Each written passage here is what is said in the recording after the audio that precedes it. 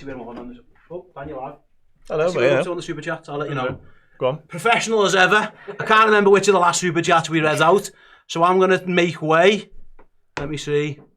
We're up to Josh's first, man. Wonderful. Josh is first. Take it easy. Nice one. Get in! The camera. Hello, everyone. Welcome to the Redmen TV. For those of you rejoining or joining us once again, Josh Worthington kicks us off after Liverpool comprehensively, comfortably dismantled Newcastle 2-0. Light work. Let's do this. This is the part of the night, if you haven't joined us for this bit before, whereby you get to have your say on what we've just watched, which was Liverpool moving 13 points clear at the summit, taking one more giant step towards number 20. Unbelievable scenes. Josh, we have won another game where our strikers score in this club as the mentality and the engagement wanting to win. Okay. Listen. I speak to Arsenal about not having strikers and what that looks like. We've got Mohammed Salah and we've got midfielders that score goals. We've got quality throughout this entire team. We've got mentality. We've got that hunger, that desire, that willingness, the motivation, the momentum, everything. We have everything right now.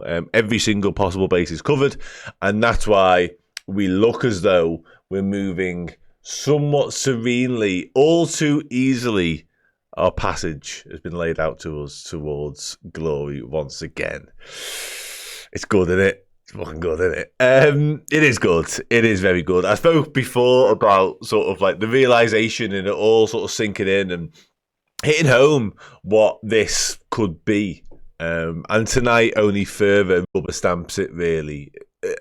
If you were unsure, if you didn't want to say it, if you weren't willing to speak it into existence before tonight, I think we're living in a different world now. I think we're in the territory whereby even the most pessimistic, even the most glass half empty of Liverpool fans can't sit there and say that they don't believe at this point. It's so there for the taking. It's unreal. It really is. And what a time to be a Red. What a time to be alive. Like, this is, I heard Steve say it numerous times, but I can only repeat it. Like, it bears repeating. This is what it's all about. Like, this is what it's all about. We speak so much about Liverpool Football Club, the lengths and breadths of it, on the pitch, off the pitch, the inner workings of it, because that's literally what we do, and there's an appetite for it, there's a hunger for it. But when it all boils down to it, what really matters is what happens between sort of minute 0 and minute 95 of any given football match. And right now, Liverpool are winning more of them than we are not winning. And it looks as though it might be taking us to some serious glory as well. So, yeah, come along for the ride. Thank you very much for joining as a member. I love all you guys. I love you too. Beginning to look a slot like champs is wonderful, and we'll be getting passed on to the merch department. So this is what it feels like to have a title race finally, so firmly in our hands. If we could bottle this feeling, we're gonna win the league. And the app is more than willing to say it. We are jubilant. They'll be dancing in the street of Crocky. Can you believe wet wipes were convinced we bottled the league just a week ago? No transfers, no problem. Yeah. It's amazing, isn't it? The absolute meltdowns that we have. But again, I don't really begrudge anyone. Feel how you feel. Like, I feel stuff when it comes to footy in Liverpool. Like, I do. Some of it good, some of it bad. Like, I get it. It is an emotional rollercoaster. Don't get me wrong. The way people handle things can be massively overboard. And we obviously bear the brunt of it a lot of the time here because we are the faces of some of this, certainly in this particular sphere. But I don't really blame or begrudge people for feeling their feelings, but yeah, I do think sometimes a pinch of reality and sort of contextualizing things and taking a step back can be useful, especially this season, because it's been brilliant. It's been absolutely brilliant. And what he's managed to do, what Liverpool have managed to do, so seamlessly has been nothing short of remarkable. It really has. And yeah, tonight was just, like I said earlier on, another step towards glory. Unbelievable. Shroob with a super chat says, told you Arsenal will drop more points. It's over. You may well have told us. I don't remember you telling us. But yeah, And Arsenal, like, they look toothless tonight from the bits I've seen here when we pre-match and a little bit at half-time in there as well. And I've seen AFTV put out their usual sort of highlight reel of their watch-along clips. And it's essentially just them checking the phone every sort of like 20 seconds. I think trying to tell us that fuck all happened in the game, to be honest. And it's funny because not 2 weeks ago, there were certain people trying to tell us that Mikel Merino was the answer to all their problems and was going to be some sort of, you know, auxiliary dream number 9 for them that was going to fire them to the title. Rain check on that one, I think, lads. Rain check on that one. That's, you know what? Obviously, I often use that picture on our socials of like the 10 lads that we had in the Ballon d'Or reckoning that time. And we could well be in the round emulating that. Van Dijk is in that conversation. Mohammed Salah is top of that particular conversation right now in my eyes. Obviously, you know, there's different Mac Allister for me. I fucking love Alexis Mac Allister. There's a few who will be in that reckoning, especially if we obviously confirm the Premier League, and then who knows about the Champions League and all that sort of stuff. There's quite a few of our lads who'll be sniffing around that, I would imagine. Harley Campbell says, FYI, in terms of a points gap, Fulham are more likely to finish second than Arsenal. What? Fulham are more likely to finish second than Arsenal to overtake us? Surely not. Does that make sense? I don't know if that makes sense. Anyway, let's dive into the rest of the chat, shall we? How are we feeling? I can imagine. I got a general sense of how we're feeling. Adam Harrison kind of summed it up, to be honest. Yeah, it pretty much looks done and dusted, doesn't it, if we're being brutally honest? Like, it really does. And it's not just because of sort of Arsenal's failings. I've seen a lot over the past few days being made. Oh, they're more likely to overtake. I see. I get it. Right. Okay, I'm on to now. Yeah, there's been a lot being made of sort of how the league is and the league Liverpool are about to win. Because it's funny, because when Liverpool are seemingly on course to win the league therefore must be shit. Obviously, that's the natural order of things. But we've just made a bit of a mockery of it, to be honest, haven't we? We made a mockery of those that thought Liverpool were going to, you know, revert to what people perceive as type post Jurgen Klopp. Like, a lot of people felt that Jurgen Klopp was working miracles and we were punching way above our weight, which is fucking ludicrous, by the way, because we are the most successful club in English football. However, Arne Slot just picked up the baton and ran with it and ran with it and ran with it, and nobody's been able to live with us. We're undefeated now. I think there's 24 games undefeated, something like that. Lost one Premier League game all season. Like, has every single performance been perfect? No. Have we always looked the absolute business? Probably not. But do we keep getting jobs done? Do we keep finding ways to win footy matches? Yeah, we do. And do our rivals do that? No, they don't. The opposite. And that's kind of what being champions looks like. And at the minute, you know, I almost keep having to stop myself before I say it, but it does look done. I can't help but feeling it looks done. So done.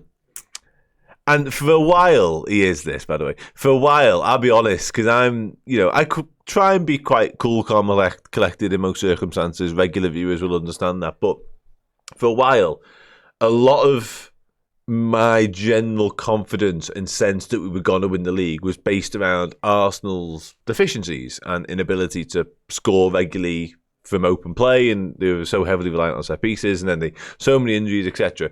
So I thought we were brilliant, and they had so many problems, therefore we were probably going to win the league. But the more and more time goes on, the Arsenal thing remains true, but the more and more enamoured I am with us as a football team, because we are the business. We really, really are the business. And again, not the finished article, not perfectly polished yet, but my God, are we the best team in this league by some distance. Like, we just really are. And as we sit here right now, it looks as though the gap will only stretch further. We can't really think otherwise right now. The way we're playing, the way we're going, with 6 more home games to come in the running, it looks as though we're just going to pull further away.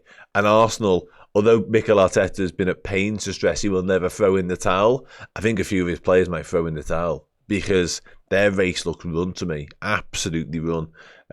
Because we're just relentless. Absolutely relentless. Everything we've dreamt of, everything we've desired, everything we've needed in recent title challenges is coming to the fore once again, because there's lived experience of some of the lads doing it. Van Dijk, the captain of the football club now, has been there, done it, won it, and he'll be telling everybody else around him what it takes, and we're living it. We are in rarefied air right now, and we've barely even talked about the actual game of footy we just watched, by the way. But it was good. It was good. Our quality came to the fore. It was a little bit end-to-end at times, I think. But Newcastle are always going to pose a threat. You can't play against a team as impressive as Newcastle can be, and they're going to have moments, of course. They are. Alisson Becker's called into action once or twice, but again, I think generally our quality was far, far too much for them, and it was quite a comfortable night's work against a team as good as them, I'd say. Customary Mo Salah assist, of course, more Dom Szoboszlai output, which is just beautiful to see, because I was not called for that early on the season. Just marvellous. Marvellous, marvellous, marvellous. And again, rarefied air, Liverpool Football Club, flying high at the top of the Premier League. Ellen Slevin with a super chat. Thank you very much. Szoboszlai goal against City, Newcastle, and 590 minutes in 15 days. Did he play every minute? Shit the bed. The most tackles on the pitch, 2 big chances, 7 passes to the final third, 1 block, 2 clearances, most possession, and most duels won. I think we just decided man of the match, haven't we? About 20 minutes ahead of time. I think that's man of the match done and dusted right there. What a shift. What a performance. What a fella, to be honest with you. Unbelievable. Thank you very much as well for that super chat. Much appreciated. Try my best. The shift Dom Szoboszlai's put in over the past fortnight is nothing short of remarkable. Heroic efforts from him, genuinely. He, more than anybody, deserves this weekend off. Go do whatever you want with it, my friend. Like, honestly, Centre Parks, Butlins, Prestatyn, the world's your oyster. Just put your feet up and enjoy it, because you fucking earned it. Daniel Edwards, with a super chat as well, says, let me get back into them 1 second. Let me just move myself around here. We're getting there. Dun, dun, dun, dun, dun. Have you noticed? I didn't think it was that obvious. We're going to win the league. We're going to win the league. We are. Done in it. We're going to win the league. It's done. Liverpool Football Club, we're going to win the league. And the best thing about it is we're going to get to watch it. We're going to get to be there and watch it with our fucking friends, family, loved ones, etc.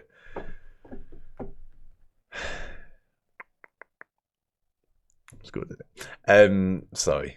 Little moment there. Daniel Edwards says, watching Arsenal drop points and us almost score 7. What a team we are. Got them in the league. Love you, man. Love you too, my friends. Love you too. This, again, I've said it a million times. Wilf, how are you, mate? Hope you're okay. Top guy, Wilf. One of the traitors, would you believe, is in the chat there. Thanks for the super chat, buddy. I'll see you soon. Nice to see you the other week as well. Fucking gonna win the league. It's just, honestly, it means so much. Like, it really does to all of us. It's good. I'll dive back into the live chat momentarily. 13 is actually, that's a good point as well, to be honest with you, Tony. It really is. It is, because it's hard not to remember that, because again we've extended that goal difference deficit by 2 more again tonight, and that's just another fucking hell, yeah, not half. That's just another dent in Arsenal's hopes. And Arsenal have been so tightly strung in recent times that going against City and falling short like they've done, and they haven't picked up silverware along the way. I'm not going to spend too long dwelling on Arsenal, because who gives a shit? But when we were going toe-to-toe with City and coming up short domestically in Premier League terms, we were winning the Champions League, you know what I mean? Which makes it a bit of an easier pill to swallow, it's fair to say. But yeah, with Arsenal, they've had to go and really push themselves to such extreme limits like we've experienced before. But they weren't even getting that sweet taste of silverware to make it all worthwhile and make it all the more palatable. Instead, they were going and coming up short. And it didn't mean anything. They were putting in all their efforts, all their physical, emotional strain for fucking nothing. At some point, that's going to take its toll. And I think it might have happened to them this time around. Whilst we, as mentioned, have just gone about our business in the best possible way. It's been just joyous. Wilf, you're back. We will win the league. We will win the league.